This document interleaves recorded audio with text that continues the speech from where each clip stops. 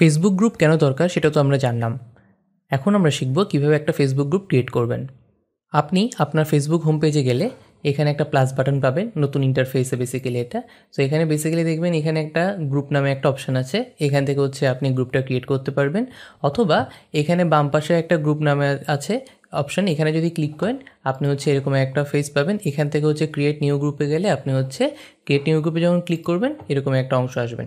So এখান থেকে আপনি নতুন একটা গ্রুপ ক্রিয়েট করতে পারবেন। সো এখান থেকে আমরা দেখিয়ে দিই কীভাবে একটা গ্রুপ ক্রিয়েট করবেন। সো গ্রুপ ক্রিয়েট করার সময় বেসিক্যালি প্রথমে 3টা অংশ আছে, এখানে দেখবেন একটা গ্রুপের নাম দিতে হবে, এটা প্রাইভেসি ঠিক করতে হবে এবং কিছু ফ্রেন্ডকে ইনভাইট করতে হবে।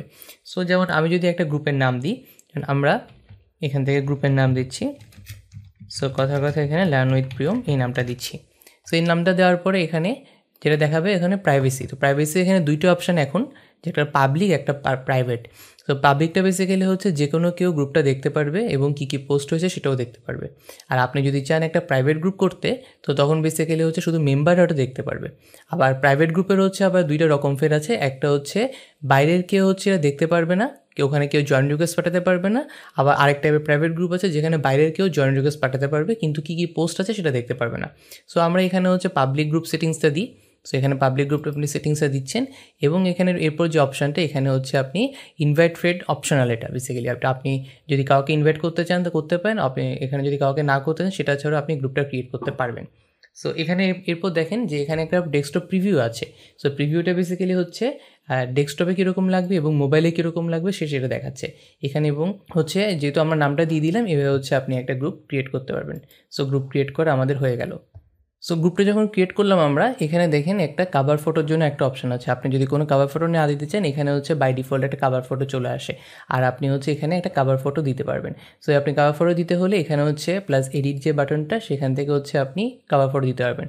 সো এখানে ইলাস্ট্রেশন থেকে চুজ করতে পারবেন, আপনার ফেসবুকে যে ফটো আছে সেখান থেকে চুজ করতে পারবেন এবং গ্রুপ ফটো থেকেও চুজ করতে পারবেন। সেখান থেকে যদি আপলোড ফটো, এখান থেকে যদি আপনি আপলোড ফটো করেন, এখান থেকে আপনার যে ডেস্কটপের যে প্রিভিউগুলো বা ডেস্কটপের যে ছবিগুলো সেখান থেকে যে কোনো একটা নিয়ে আপনি এটা আপ করতে পারবেন। সো আমি এখানে একটা ডেমো হিসাবে একটা ছবি আপ করলাম।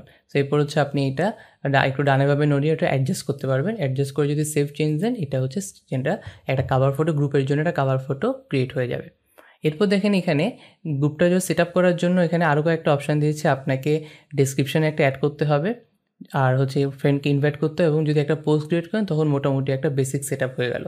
সো এইভাবে আপনি খুব সহজে একটা গ্রুপটা ক্রিয়েট করতে পারবেন। সো আমরা শিখে গেলাম কীভাবে গ্রুপটা ক্রিয়েট করা যায়। পরের যে ভিডিওটা সেখানে আমরা শিখব যে কীভাবে আপনি গ্রুপটার সাথে আপনার যে বিজনেস পেজটা সেভাবে কীভাবে ইন্টিগ্রেট করবেন। So thank you.